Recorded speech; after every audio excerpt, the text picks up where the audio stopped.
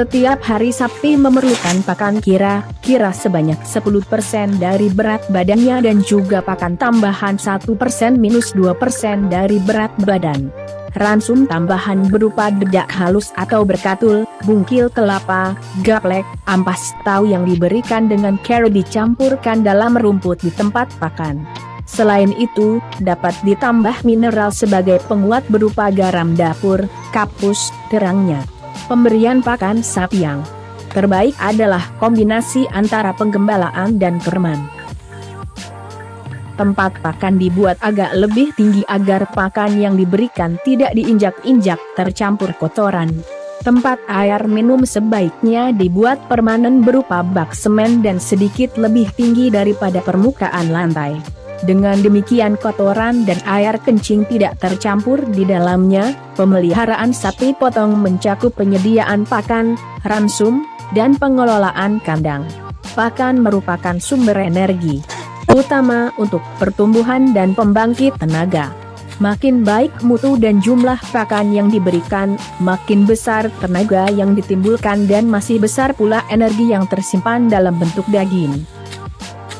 Untuk keberhasilan budidaya sapi Bali sangat ditentukan oleh pembuatan kandang.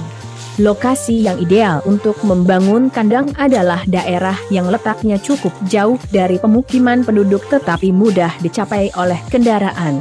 Kandang dapat dibuat dalam bentuk ganda atau tunggal, tergantung dari jumlah sapi yang dimiliki. Lantai kandang harus diusahakan tetap bersih guna mencegah timbulnya berbagai penyakit. Ukuran kandang yang dibuat untuk seekor sapi jantan dewasa adalah 1,52 meter atau 2,52 meter, sedangkan untuk sapi betina dewasa adalah 1,82 meter dan untuk anak sapi cukup 1,51 meter per ekor, dengan tinggi atas 22,5 meter dari tanah. Temperatur di sekitar kandang 25-40 derajat C, rata-rata 33 derajat C, dan kelembaban 75%.